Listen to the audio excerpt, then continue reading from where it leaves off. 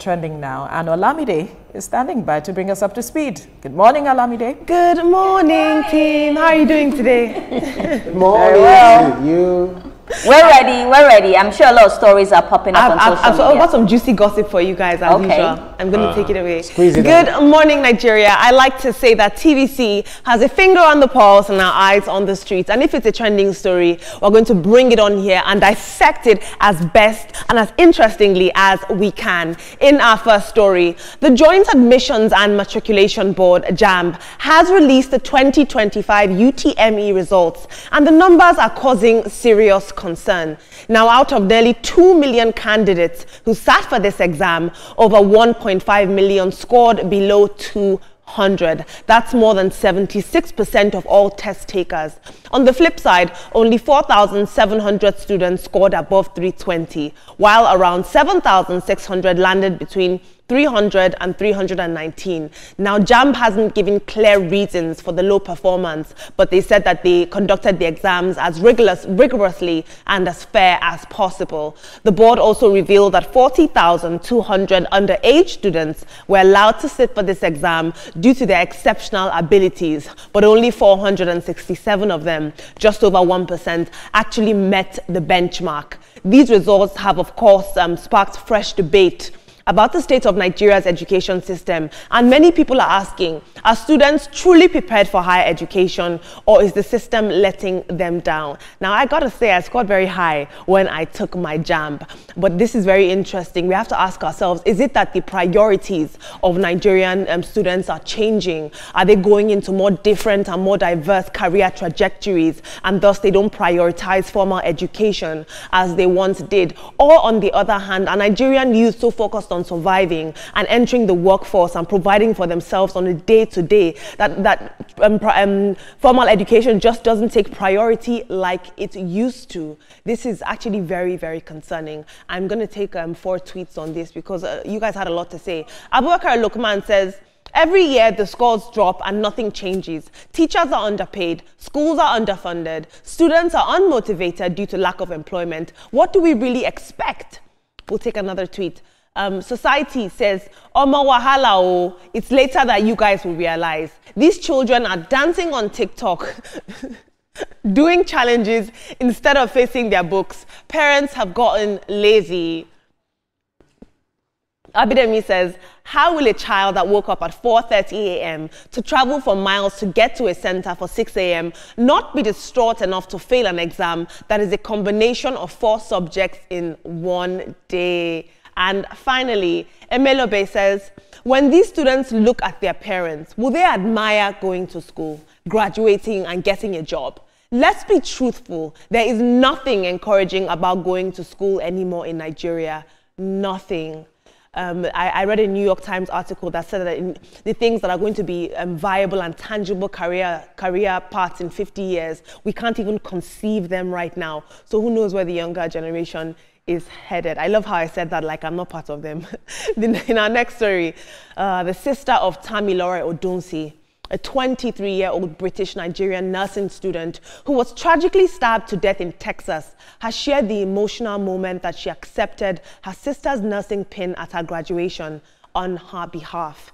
Now, Tamilore had been counting down to her big day on TikTok, and she was really excited to become a nurse from all indication. But just days before her ceremony, she was killed by her 40-year-old flatmate, Chester Lamar Grant, during a reported argument over pet cats. Can you imagine that? Now, after he stabbed Odunsi, her roommate tried to end his own life by stabbing himself 6 times, including once in his neck. Now, her family is still grieving, and they chose to honor her dreams by letting her sister walk the stage in her place. And they're making sure that her light was not forgotten. I think moments like this really remind us that when someone is killed, it's not just a death, a future, a life has been tragically cut short. A family is experiencing serious loss. I'm going to take 1 tweet on this. It's such a shame. May her soul rest in perfect peace. Akbamu says, this is such a heartbreaking story. May her memory live on through her sister's tribute. Very interesting. Team, which of these stories have piqued your interest? I'm worried for the younger generation. I'm worried that our JAMB scores are so low. What is this indicative of? What do you think? Why is this happening? When you live in a country that presents multifaceted problems, things like this will happen. We are looking at the failure of parenting. We are looking at the failure of a generation to see education as something that is so important for their future. And we are seeing the reflection on the results that are coming out. Education is not given the kind of priority that it deserves. So the education system is populated by people that are not happy. There is no morale boosting anything in the education sector, and that is what we're seeing. Parents are more interested now in making money. Those things that my parents used to tell me concerning my future, my education and all that, parents of nowadays are not doing it to their children. I'm curious, what would you say is the marked difference between how your generation learned and how the younger generation is now assimilating? Every day I come back from school, my mother will want to do my homework with me. My mother will want to see my scores for the day. And if my scores are low, I have the wiping of my life that day. You understand? We don't have that going on now. Everybody is on TikTok, on this, on that, on that. There are so many distractions. And unfortunately, the education system itself is not being funded the way it should. So it's affecting learning, it's affecting infrastructure, and a whole lot. So this is the result of that failure. And for the lady that lost her life, the gentleman that is guilty of it has serious mental issues. Thank God he didn't die after stabbing himself 6 times, so he can dance to the music of what he has done. All right, we'll pick it up from that story of Tamilore.